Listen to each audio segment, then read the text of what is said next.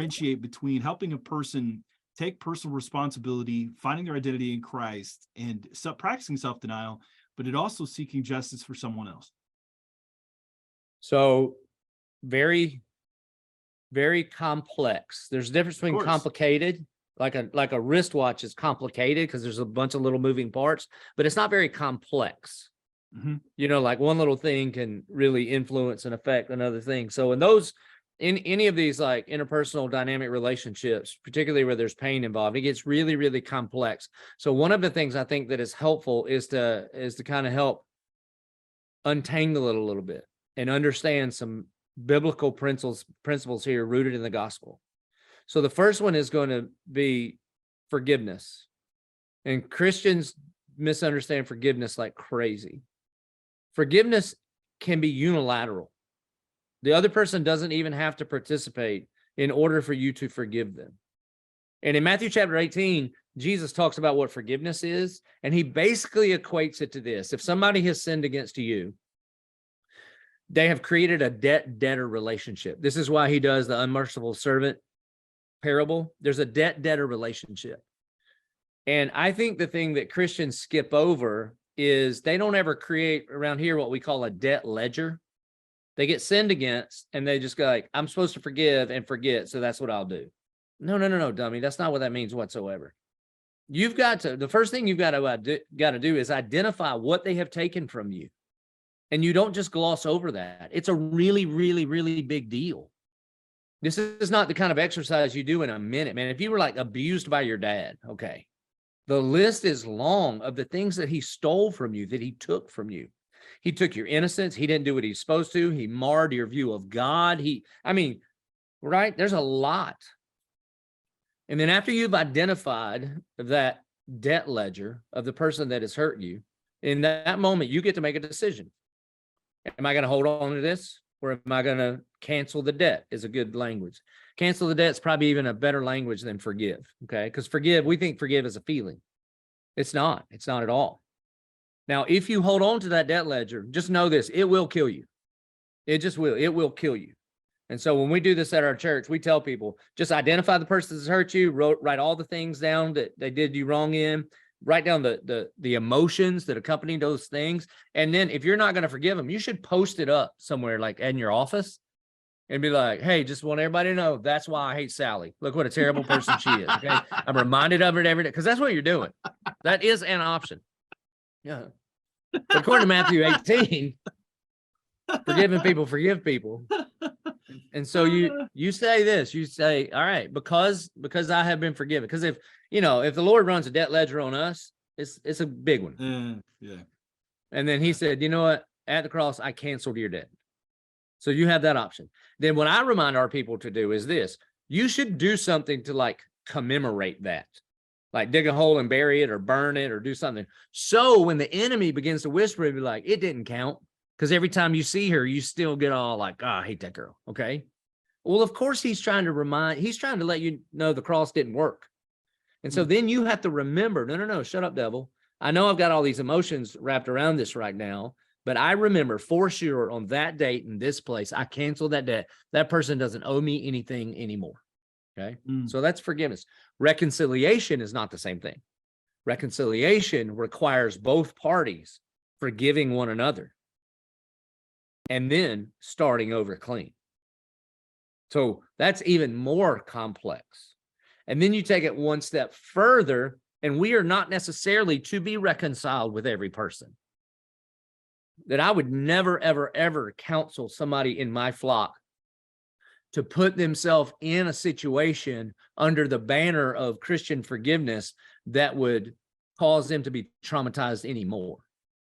There are times where you leave that city and you dust the dirt off your shoes and say, I ain't going back there anymore. And yet, even in those places, you still need to forgive those people. But you may not be reconciled to them, and you may not be even be in their presence.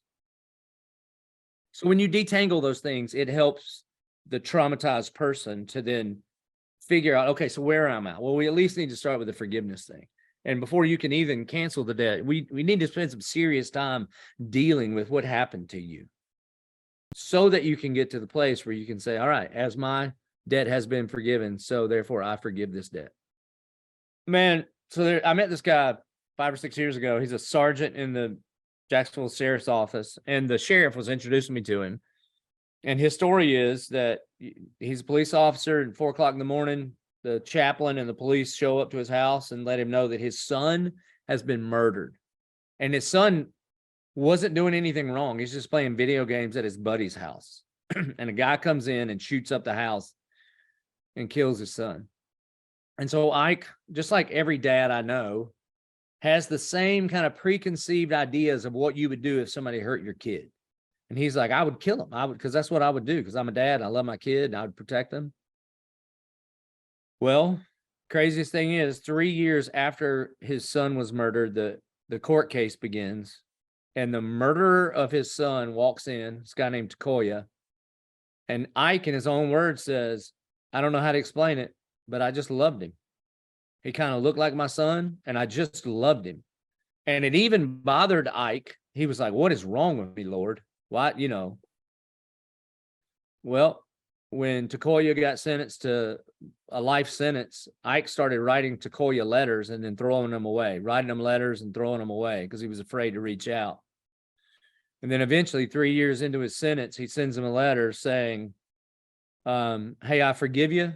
And I know it must be rough in there. And I want to ask you for a favor. I miss my son, Ike Jr. Would you mind taking his place? Would you stand in the place of my son? Takoya's testimony is he's in prison and he cries out, God, if you really are there, I need you to show me yourself. And the next day he gets this letter from Sergeant Ike. And he immediately knew this is what grace is. This is unmerited favor. And so they began a relationship. And a couple years later, Ike legally adopts Takoya as his own son. And now they via Zoom or Skype with Takoya in prison. They talk to inner city schools and football teams and things like that about making good decisions, etc. So when Ike first tells me this story, I'm baffled. I'm like, hold on. And I said, bro, that is the gospel.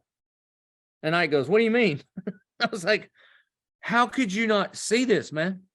That a father, his son was murdered, and then because of love and grace, the father adopts the son's murderer as his own. That's the story of the gospel.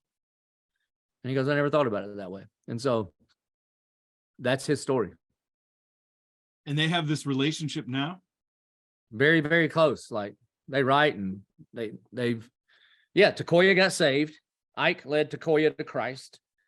And they do these talks via Zoom or Skype or whatever, where they tell their story. And especially Takoya, man. I mean, he's hard, dude. He's a big old dude, and he's in prison with the chains on and the whole thing.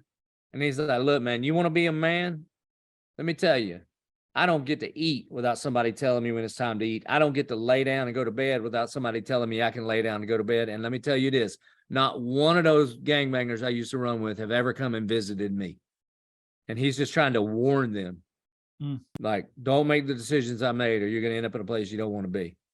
Yeah, man. But yeah, they have a very close relationship. I mean, it's father, son. They call each other father and son.